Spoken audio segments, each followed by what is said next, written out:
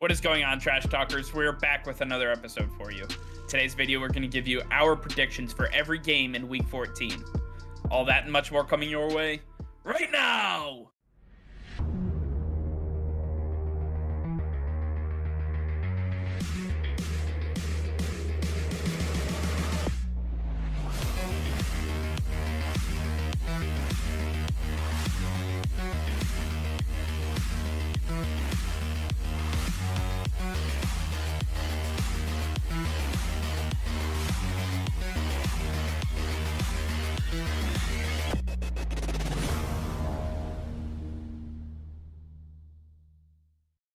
Hey Trash Talkers, over 85% of you are still not subscribed to the channel. Please be sure to hit that red subscribe button and turn on notifications, as it will help us create more daily content for you. Thank you and enjoy today's video. All right, Nick, Week 14 is here and we have a lot to get to. A lot of big games, a lot of playoff potential games, and a lot of games that are going to shape the way we see the playoff picture moving forward. I want to start off with Thursday Night Football, where we see the Pittsburgh Steelers take on the Minnesota Vikings. Nick, what do you like in this matchup, and who do you think will win?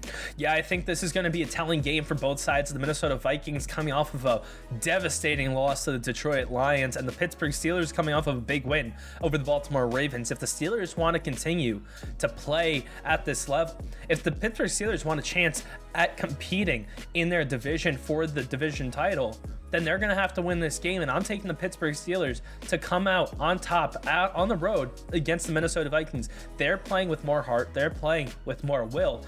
And at this point in the season, that's what it takes, because the Minnesota Vikings are down bad. They've got a lot of injuries, and that secondary is not going to be able to keep up with Chase Claypool and Deontay Johnson. Najee Harris should have an easy time in this one as well. I'm taking the Steelers in a slight victory over the Vikings in what's going to be a very bad game to watch. You talk about injuries. In our next matchup, we see the New Orleans Saints, who have been riddled by injuries all season, taking on the New York Jets in MetLife Stadium. And the New Orleans Saints they're in an interesting spot because they have dropped some games that were easily winnable, and then they've looked like they really shouldn't have competed in some of those games.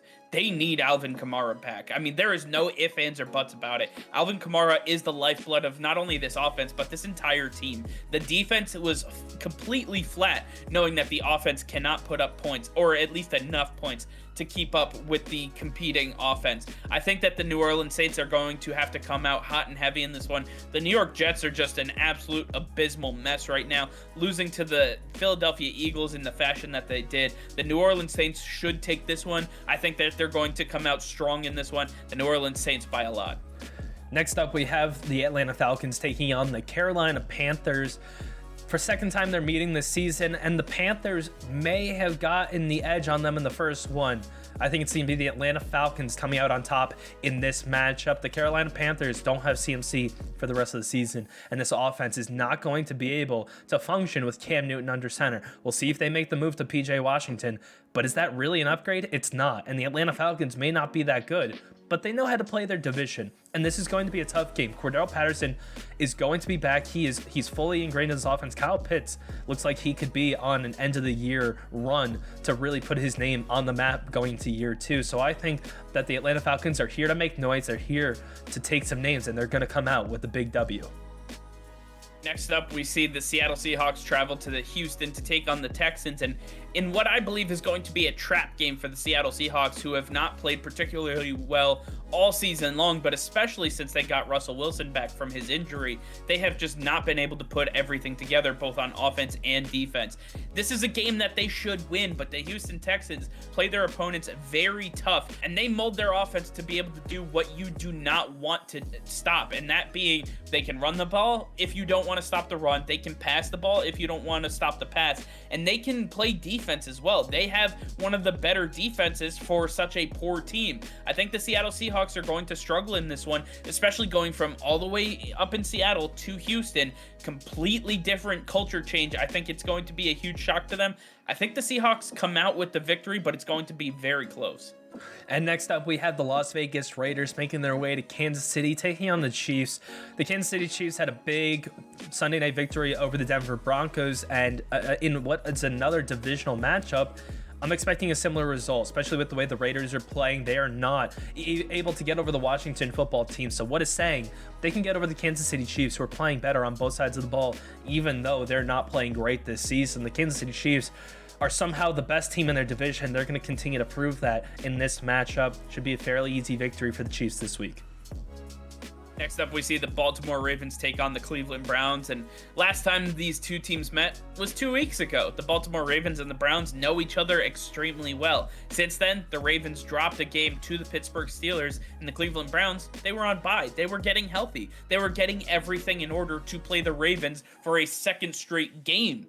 And at this point, I think the Cleveland Browns have the edge. These two teams were very equally matched going into that Week 12 matchup, and now I think the Browns have what it takes to take on the Baltimore Ravens, especially with no Marlon Humphrey for the rest of the way for the Baltimore Ravens. I think they're going to struggle on defense. You're going to see a different Baker Mayfield. You're going to see Jarvis Landry really involved. Hopefully a lot of 3 tight end sets with this team, especially with the talent that they have at that position. Kareem Hunt, Nick Chubb, getting those guys involved early and often is going to be massive for this team. I expect the Browns to win, and I think it's not even going to be close. The Browns are my lock of the week. I'm taking the Cleveland Browns over the Baltimore Ravens. And for our next matchup, we have the Dallas Cowboys taking on the Washington football team. The Washington football team has been surging lately. The Cowboys have definitely not been playing up to their standards.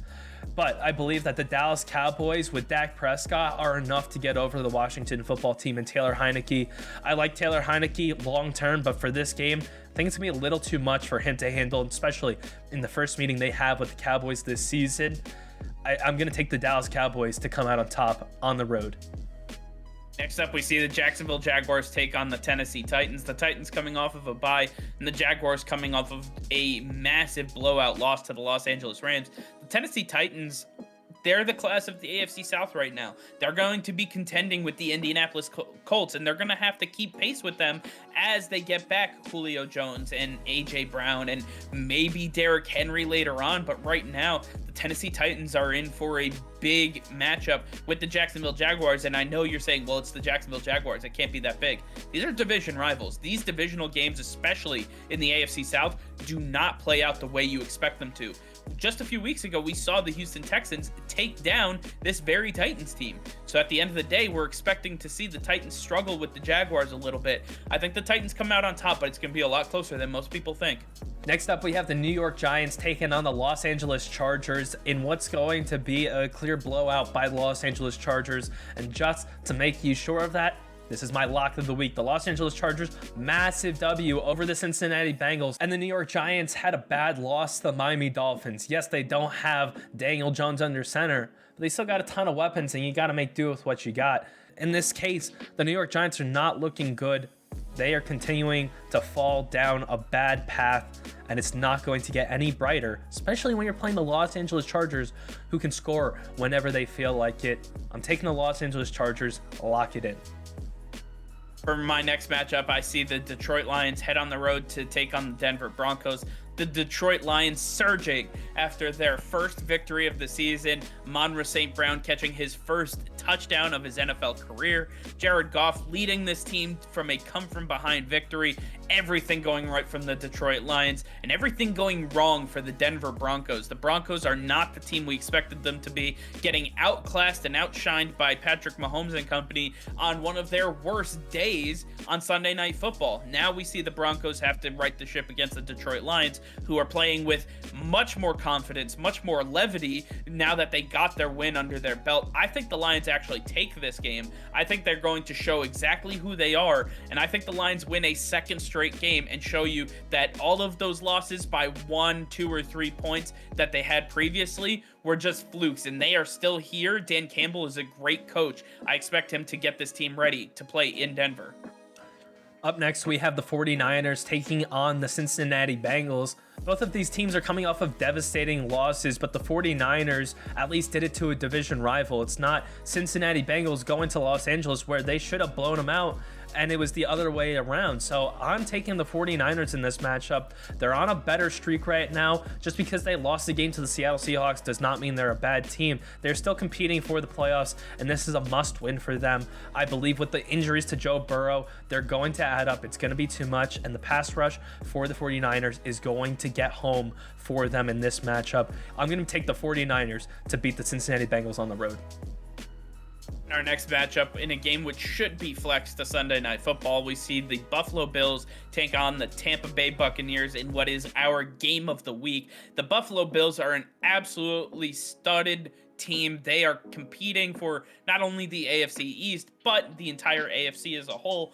They need to shape the AFC playoff picture, and this is a big game in doing just that. With the Patriots and Dolphins on a bye, the Bills are the only team in the AFC East that we could expect to win from, and they could take a shot at improving their playoff spot right now. I think the Buffalo Bills have a big chance, but that comes with facing their old rival Tom Brady in his home in Tampa Bay. Tom Brady is not going to take it easy, as he is fighting for playoff positioning of his own, especially in the NFC with the way the playoff picture is currently forming. You have the Cardinals and the Packers who just don't seem to lose football games. Now the Tampa Bay Buccaneers have to keep the stride with those teams, and that comes at the expense of the Buffalo Bills. With the Bills traveling from cold, blistery Buffalo all the way to Tampa, I think it's going to be a huge weather shock for them. I think the Bucs have an advantage in this one, and I think Tampa Bay gets another victory against the Buffalo Bills. I believe that for our game of the week, the Tampa Bay Buccaneers will win. We have the Chicago Bears taking on the Green Bay Packers, the oldest rivalry in the NFL. This is not going to be a good game. It doesn't matter if Justin Fields even makes his return, because like I said in yesterday's video, the Green Bay Packers are firing on all cylinders. Doesn't matter if they have injuries to their quarterbacks. They're missing half of their offensive line. They figure it out. They know what next man up mentality truly is, and they're playing to that standard. They are a Super Bowl contender, and the Chicago Bears are not. The Packers are out to prove a point, especially against the Chicago Bears, and it's going to be no holds barred. They are not going to hold anything back. Packers by a million in the Sunday night matchup. And for our final matchup, we see Monday Night Football. Second straight week where we see Monday Night Football actually being relevant. The Los Angeles Rams taking on the Arizona Cardinals in what should be one of the best games of the week. The Los Angeles Rams are coming off of a blowout victory, but it was against the Jacksonville Jaguars. I need to see Odell Beckham Jr. fully ingrained into this offense. I need to see Cooper Kupp and need to see Tyler Higbee getting more involved in this running game, continuing to pick up where they just left off. Sony Michel with a $122 and a touchdown. Now maybe Darrell Henderson comes back and really helps offset him. I believe that the Los Angeles Rams have what it takes to beat the Arizona Cardinals. The problem is that the Arizona Cardinals are fully healthy, they're firing on all cylinders, and they can do a lot of things that the Rams aren't going to want to do. At the end of the day, I'm going to go with the home team. The Arizona Cardinals are just a little bit better. They're sitting at the top of the NFC. They're not looking to relinquish that spot. The Arizona Cardinals will win this game. Yeah, I like the Arizona Cardinals too, because in their first matchup, Cardinals were on the road and they beat the Los Angeles Rams. Now in their home stadium, yes, they've lost some bad games like to the Carolina Panthers, but that's not going to happen, especially in this divisional matchup. They know what this team is about. Doesn't matter if OBJ is there, because Robert Woods is more of a threat than OBJ is, and he's not there. So I expect the Cardinals to run away with this one. The Rams are not as good as they look on paper. Matthew Stafford is nowhere near as good as everybody thought he was, and he's finally being exposed because he only knows one thing, and that's how to throw the ball to Cooper Kupp. He does not know how to quarterback an entire team, and it's now starting to show. Maybe they should have held on to Jared Goff after all and held on to those draft picks, but time will tell. Hindsight is 2020, and the Arizona Cardinals are going to come out on top this week. All right, well, I want to hear from you guys. Let us know in the comments down below what you think of our predictions. Let us know if you have any questions, or if you disagree with us, tell us why. All right, well, that's going to be all for now. Thank you all for watching. Be sure to like this video and subscribe to the channel if you haven't already. Hit that notification bell. We go live every single day. That'll be all. Peace and love.